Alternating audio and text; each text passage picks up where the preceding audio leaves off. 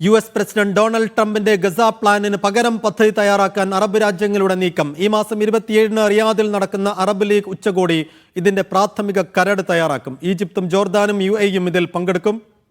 ഗസയുടെ പുനർനിർമ്മാണം, ഭാവി ഭരണം എന്നിവയും ചർച്ചയാകും. ഗസയിൽ നിന്ന് ഫലസ്തീനുകളെ പുറത്താക്കിയുള്ള പ്ലാൻ ആലോചിക്കുകയാണ് US പ്രസിഡന്റ് ഡൊണാൾഡ് ട്രംപ്. ഇതിനിടയിലാണ് ട്രംപുമായി മികച്ച ബന്ധമുള്ള അറബ് രാജ്യങ്ങൾ ബദൽ പദ്ധതി ആലോചിക്കുന്നത്. ഗസയിൽ നിന്നും ഫലസ്തീൻ ജനതയെ പുറത്താക്കാനാകില്ലെന്ന് അറബ് രാജ്യങ്ങൾ നിലപാടെടുത്തിരുന്നു. എങ്കിൽ ബദൽ വഴി പറയാമെന്നാണ് ട്രംപിന്റെ നിലപാടെന്ന് US state secretary Marco Rubio പറഞ്ഞിരുന്നു. ഈ പശ്ചാത്തലത്തിൽ കൂടിയാണ് അറബ് രാജ്യങ്ങൾ ഗസയുടെ പുനർനിർമ്മാണം, ഭാവി ഭരണം എന്നിവയിൽ ചർച്ചക്കൊരുങ്ങുന്നത്. വിഷയത്തിൽ ഈജിപ്ത് ഒരു കരട് തയ്യാറാക്കിയിട്ടുണ്ട്. അതുപ്രകാരം ഫലസ്തീൻ ജനതയെ നാടുകടത്താതെ പുനർനിർമ്മാണത്തിന് ആഗോള സഖ്യം രൂപീകരിക്കുകയാണ് ഒന്നാമത്തെ നിർദ്ദേശം.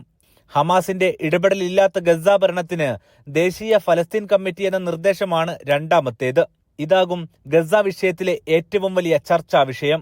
ഹമാസിനെ ഭരണത്തിൽ നിന്നും ഇറക്കാതെ മുന്നോട്ട് പോകാനാകില്ലെന്ന നിലപാടിലാണ് ട്രംപും ഇസ്രയേലും. ഈ വിഷയത്തിൽ അറബ് രാജ്യങ്ങളുടെ നിലപാട് നിർണായകമാകും. ഏറ്റുമുട്ടലിലും വെടിനിർത്തലിലും ജനകീയമായും ഹമാസിന്റെ സ്വാധീനം ശക്തമായിരിക്കെ അവരുടെ നിലപാടും ഗസയുടെ ഭാവിയിൽ നിർണായകമായിരിക്കും. ഹമാസ് ഭരണത്തിൽ നിന്നും ഇറങ്ങണമെന്ന് ഇന്ന് UAE ഭരണാധികാരിയുടെ വക്താവും നിലപാടെടുത്തിരുന്നു. ഫലസ്തീന്റെ ഭരണം ഒരു ദേശീയ കമ്മിറ്റിക്ക് വിട്ടുകൊടുക്കാൻ തയ്യാറാണെന്ന് ഹമാസ് വക്താവ് നേരത്തെ വ്യക്തമാക്കിയിരുന്നു. അതിൽ പക്ഷേ ഹമാസിന്റെ അംഗങ്ങളെ ഉൾക്കൊള്ളിക്കണമെന്നതാണ് നിബന്ധന. വിദേശ സൈനിക സാന്നിധ്യം പാടില്ലെന്നും ഹമാസ് പറഞ്ഞിരുന്നു.